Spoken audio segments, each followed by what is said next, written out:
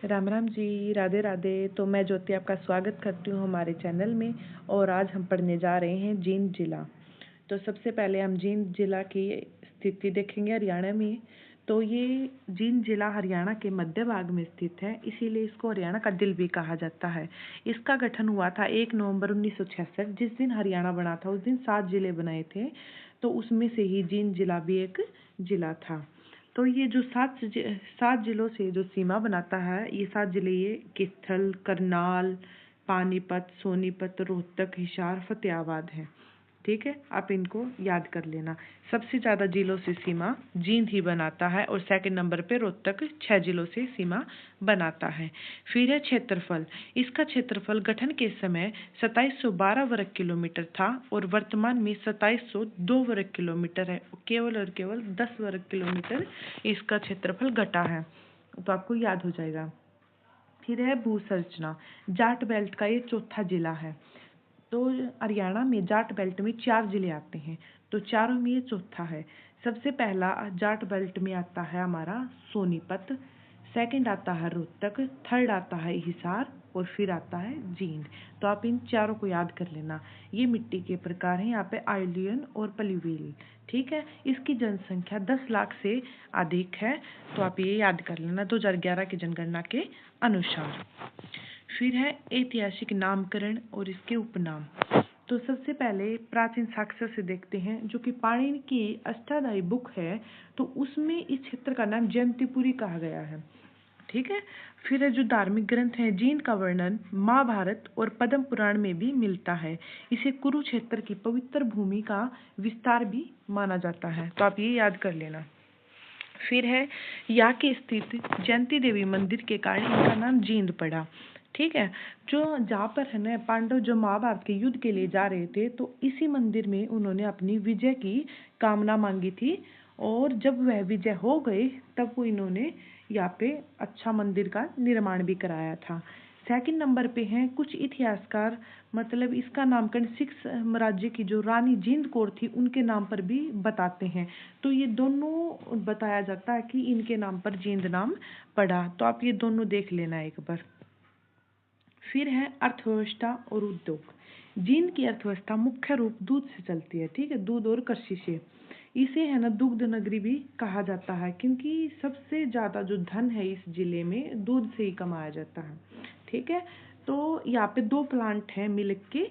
सबसे पहले तो वीटा प्लांट है, जो कि सहकारी दुग्ध प्लांट है, और यह राज्य का प्रथम और सबसे बड़ा दुग्ध संयंत्र है। ये चीज़ें याद करने की है, और इसकी स्थापना 1970 से 1971 में की गई थी। फिर है लक्ष्य मिल्क प्लांट।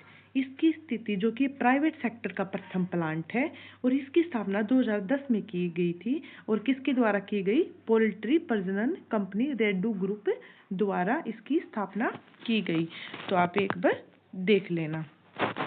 फिर है अन्य उद्योग और जो कि जींद जिले के हैं, जैसे कि चमड़ा सफाई कारखाने, चीनी उद्योग और साइकिल उद्योग।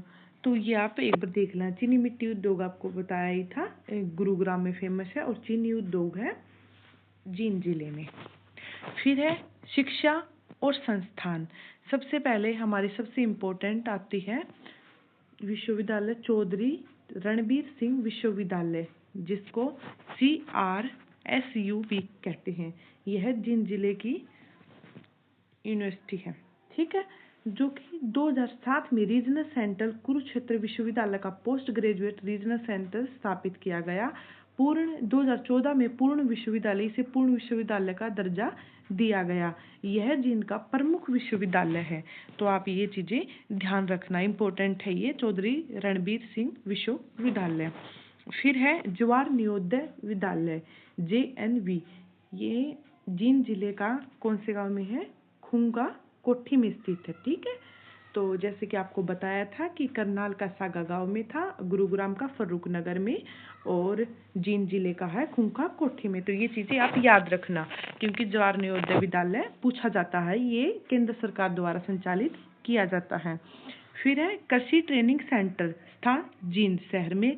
उद्देश्य किसानों को आधुनिक खेती का प्रशिक्षण देना। इसका कृषि ट्रेनिंग सेंटर का क्या है उद्देश्य कि किसानों को आधुनिक खेती का प्रशिक्षण दे कि मतलब कैसे खाद का इस्तेमाल करे या कैसे नई नई तकनीकें अपनाकर कृषि में बढ़ोतरी की जाए।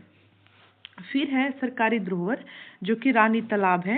मतलब रानी तालाब बहुत ही इम्पोर्टेंट है, आप ये याद करें ना जींद जिले में। और जींद शहर का प्रतीक माना जाता है भूतेश्वर मंदिर। भूतेश्वर मंदिर शिव का मंदिर है, इसमें शिव है।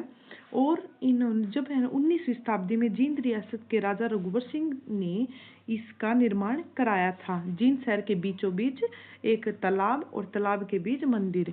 तो जो यह शैली है ना, यह अमृतसर के स्वर्ण मंदिर से की तर्ज पर बनाया गया है। और इन्होंने क्यों बनाया था, क्योंकि ये एक बार जींद रियासत के जो राजा थे, राजा रघुबर सिंह चौधरी, तो ये अमृतसर गए थे और सिखों ने इनको एंट्री नहीं दी थी। तो इन्होंने ये बात अपने दिल पे ले ली और इन्होंने कहा कि मैं बिल्कुल ऐसा ही मंदिर का निर्माण कराऊंगा।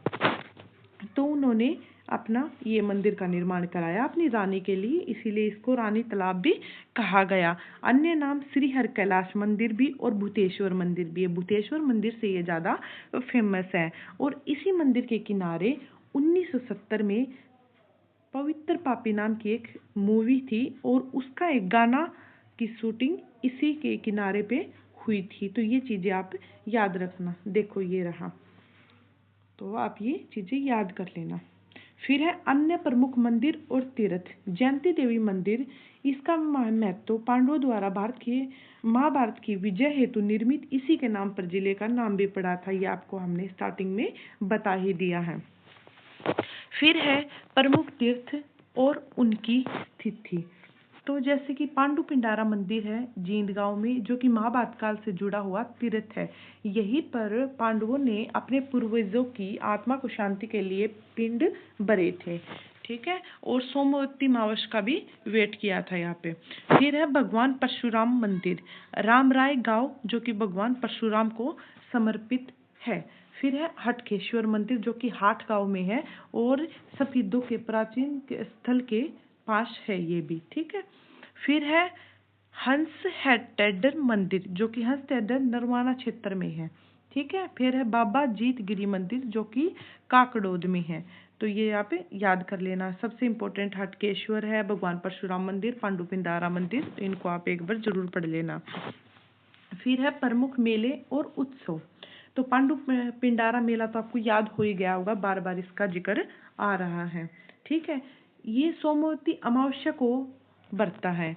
सोमवती अमावस्या क्या होती है, मतलब कि जो भी अमावस्या है सोमवार के दिन पड़ती है, तो उसी को सोमवती अमावस्या कहते हैं। और इसका महत्व तो बहुत सालों से चला आ रहा है, ठीक है। फिर है मतलब इस अमावस्या को पिंडदान करते हैं अपने पूर्वजों का, पितरों का, ठीक है। और इसको लघु हरिद्वार भी कहा जाता है। फिर है धमतान साहिब मेला, धमताना गांव में लगता है, जो कि हिंदू और सिख एकता का प्रतीक माना जाता है, जो कि सिखों के गुरु तेग बहादुर जी के सम्मान में लगाया जाता है। तो ये फैक्ट आप याद कर लेना। फिर है सच्चा सौदा मेला जो कि सिंहपुरा में लगता है। ये सिखों के 9वें गुरु श्री गुरु तेग बहादुर को समर्पित है। तो जींद जिले में 2 मेले लगते हैं, सच्चा सौदा मेला और धमतान साहिब मेला, जो कि गुरु तेग बहादुर को समर्पित हैं।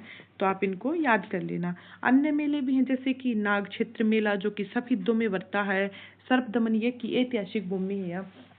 सर्पदमन है ना, जब जो राजा परीक्षित थे, जिन्होंने मतलब कलयुग की स्थापना हुई थी और ये जो अभिमन्यु के पुत्र थे, तो राजा परीक्षित के पुत्र का नाम था जन्मेजय। राजा परीक्षित को एक तक्षक नाम का नाग ने डस लिया था, तो उसकी मृत्यु के कारण तो वो बहुत ही दुखी हुआ जन्मेजय। फिर उन्होंने यज्ञ कराया कि जो भी संसार के सारे सर्प हैं वो इस यज्ञ में आके खुद ही अपनी आहुति देंगे। तो इस वजह से ये यज्ञ कराया गया था कि सब सारे सर्प उस यज्ञ में अपने आप आत्मदाह करने लगे। तो ये चीजें आप याद कर लेना, इम्पोर्टेंट है। फिर है हटकेश्वर मेला हाट गांव में बता ही दिया। फिर है बिलसर का मेला हंसेडर गांव में, ये बता दिया। बाबा भोलेनाथ का मेला जो कि जींद शहर में है।